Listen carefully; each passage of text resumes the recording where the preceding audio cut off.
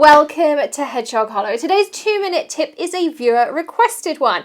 If you have a request for a 2-minute tip, drop them in the comments below. As I always say, we do read every single comment. We can't reply to them all, but if you have a request, pop them in the comments. We always love to hear what you would like to see here at Hedgehog Hollow.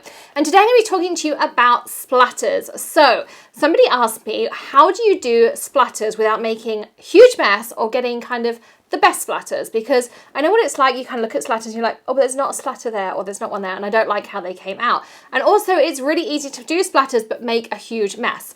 And I have had to work out a way to not make a huge mess because A, Greg does not want splatters on his camera lens, and B, he does not want to be clearing them up for the next week either. So today I'm sharing my top tips on how to do splatters. So there are a couple of different ways to do them. There is a splatter brush you can buy. There is a Tim Holtz splatter brush, and it looks like this. It's kind of a thicker paintbrush. It has these kind of plastic things on it, and all you do is you load it up with paint and then you flick it across your cardstock like this.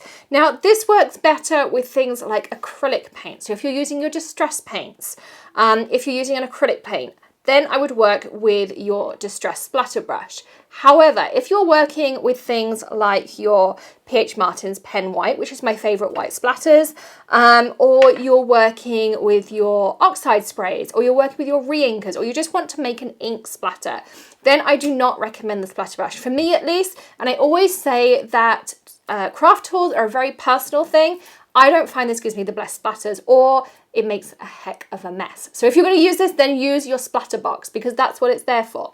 So I'm going to show you a way just to do it easily. So what you're going to do is you're going to take an acrylic block. Any acrylic block is fine. I just grabbed one out of my stash here, and I'm going to put down a little bit of the P.H. Martin pen white. I have some of my Hero Hues black cardstock here.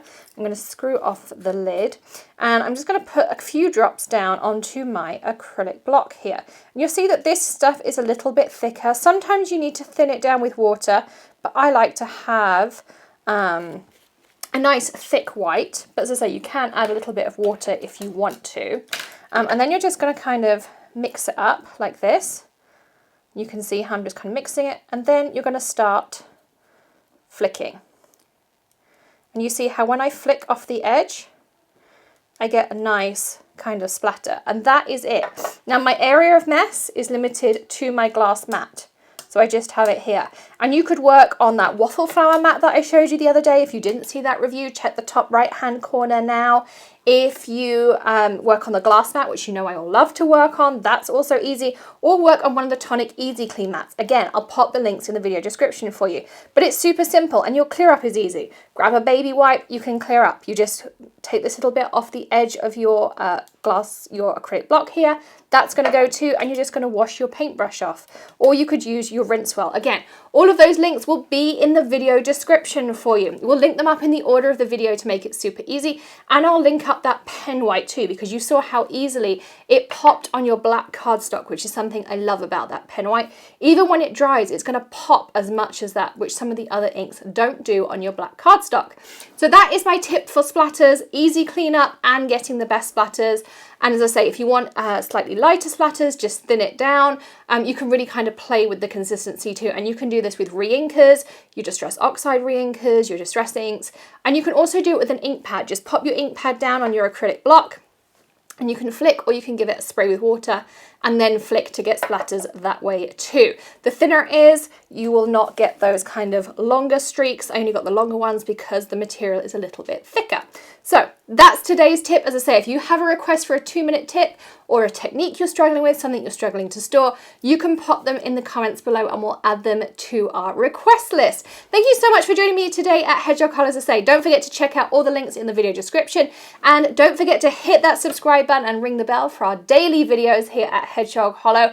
And look at our member perks program too. There are tons of reasons to join.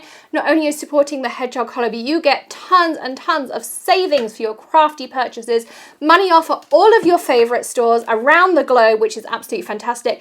Birthday card from Hedgehog Hollow, emojis, and all sorts of fun things. So check those out and hit that join button when you hit the subscribe button, and give us a thumbs up if you enjoyed today's tip. I'll see you again tomorrow. Happy stamping. Bye.